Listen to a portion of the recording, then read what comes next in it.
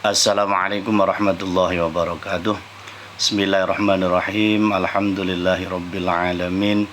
Wassalatu wassalamu ala asyrafil anbiya'i wal mursalin sayyidina wa maulana Muhammadin wa ala alihi wa ashabi ajma'in. Qala rabbi syrah li sadri wa yassir li amri wa halul 'uqdatam min lisani yafqahu qawli. Allahumma rzuqna fahman nabiyyin wa hifdzal mursalin wa ilhamal malaikatil muqarrabin birahmatika ya arhamar rahimin. Amin ya rabbal alamin. Baiklah teman sekalian, bagaimana kabarnya pada pagi hari ini? Semoga kita dalam keadaan sihah wal afiyah dan selalu dalam lindungan Allah Subhanahu wa taala, dan kita dijauhkan dari wabah musibah, terutama wabah dan musibah COVID-19 ini. Amin amin ya rabbal alamin.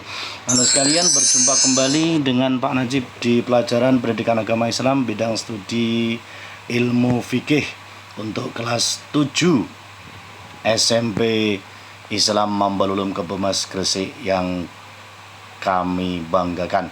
Untuk kali ini Pak Najib akan menyampaikan bab toharoh, yaitu tentang tayamum yang kemarin kita bahas tentang wudhu. Dalil tentang tayamum itu ada pada Quran surat Al-Maidah ayat 6 yang sama dengan dalilnya wudhu. Ini lanjutannya dari ayat yang menjelaskan tentang wudhu. A'udzubillahi minasyaitonirrajim. Bismillahirrahmanirrahim. Dalil tayamum: wa in kuntum marda aw ala safarin aw jaa ahadum minkum minal ghaiti aw lamastumun nisaa falam tajidu ma'an fatayammamu sa'idan thayyiba famsahu biwujuhikum wa aydikum min. Yang artinya, dan jika kamu sakit atau dalam perjalanan atau kembali dari tempat buang air kakus atau menyentuh perempuan, maka jika kamu tidak memperoleh air, maka bertayamumlah dengan debu yang baik atau yang suci. Usaplah wajahmu dan tanganmu dengan debu itu. Quran surat Al-Maidah ayat 6. Berdasarkan dalil ini, bahwa kita diperintahkan tayamum ketika kita tidak menemukan air atau tidak diperbolehkan menggunakan air. Jadi tayamum itu adalah proses mengusap wajah dan kedua tangan kita sampai siku dengan menggunakan debu yang suci dengan niat untuk menghilangkan hadas kecil. Itu dasarnya tayamum. Kita lanjutkan sebab-sebab diperbolehkannya tayamum. Yang pertama, sakit. Ketika kita sakit dan tidak boleh terkena air, maka kita diperbolehkan tayamum. Yang kedua, dalam perjalanan di pesawat udara tidak mungkin kita akan turun mengambil air, kita menggunakan air wudhu di dalam pesawat, maka kita diperbolehkan itu tayamum. Di dalam bus kita tidak akan mungkin, di bus itu tidak ada kamar mandinya, tidak ada tempat wudhunya, kita berwudhu dalam bis. Maka dalam perjalanan bis yang jauh yang tidak bisa turun, maka kita boleh menggunakan tayamum. Yang biasanya kalau bis perjalanan jauh itu sholat subuh itu yang sangat-sangat sulit untuk berhenti, karena biasanya jadwal pemberhentian bis itu pada jam 7, maka kita diperbolehkan untuk tayamum. Yang ketiga adalah tidak menemukan air. Ketika kita mau wudhu dan tidak ada air untuk dipakai wudhu, maka diperbolehkan tayamum. Itu sebab-sebab diperbolehkannya tayamum. Kemudian syarat tayamum. Yang pertama, ada halangan sehingga boleh tayamum. Ini syaratnya. Nah, ketika kita terkena luka, oleh dokter dibilangi bahwa tidak boleh terkena air, maka kita boleh tayamum. Misalnya ya sakit itu. Yang kedua, sudah masuk waktu sholat. Ketika kita mau tayamum, itu menunggu waktu masuknya sholat. Berbeda dengan wudhu. Kalau kita wudhu sebelum waktu sholat boleh, tapi kalau tayamum sudah masuk waktu sholat baru kita melakukan tayamum. Yang ketiga, sudah diusahakan mencari air namun benar-benar tidak ada. Sudah ada usaha kesana kemari mencari air namun tidak ada, maka ini syaratnya diperbolehkan tayamum. Menggunakan debu atau tanah yang suci. Syaratnya debu itu harus suci, bukan sembarang debu. Pokoknya ada tanah, ada debu, itu campur tahi kucing atau apapun itu tidak boleh, harus suci, benar-benar yang digunakan ini adalah debu atau tanah yang suci. Yang kelima adalah menghilangkan najis sebelum melakukan tayamum. Sebelum tayamum maka semua yang ada dalam tubuh kita, yang najis yang ada di tubuh kita harus kita hilangkan dulu. Itu syarat-syarat tayamum. Kemudian rukun tayamum yang pertama adalah niat. Ini wajib dilakukan karena rukun itu tidak boleh ditinggalkan. Apabila ditinggalkan maka tidak salah perkara itu. Maka tayamum yang pertama adalah niat.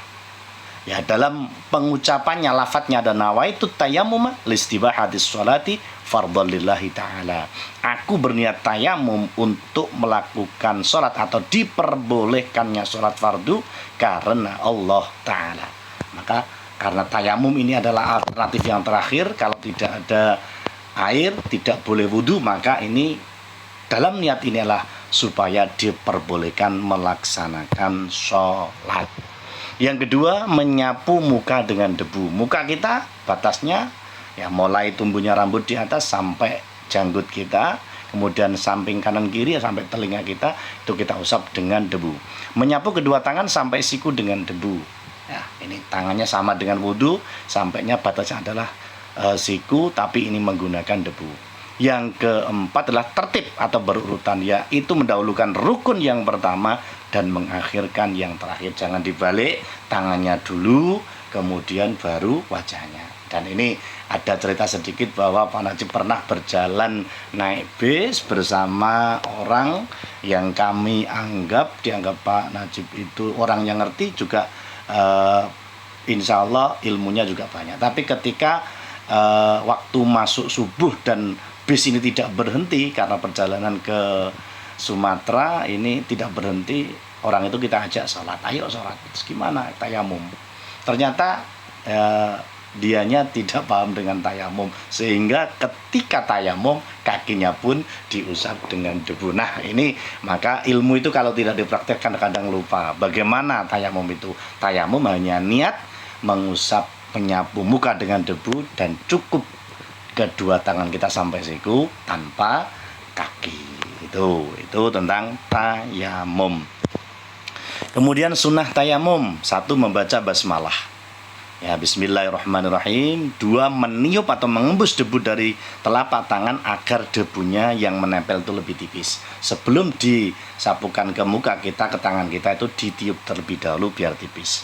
Mendahulukan anggota yang kanan daripada yang kiri. Tangan kanan dulu, kemudian tangan kiri. Membaca doa setelah tayamum, doanya sama dengan doa setelah wudhu. Kemudian yang terakhir, hal-hal yang membatalkan tayamum.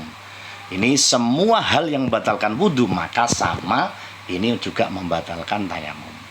Yang kedua, ada air sebelum memulai sholat. Wah, ketika sudah tayamum, ya ternyata di situ kita menemukan air, maka batalah tayamum kita ganti dengan wudhu. Bagi yang tayamum karena tidak ada air.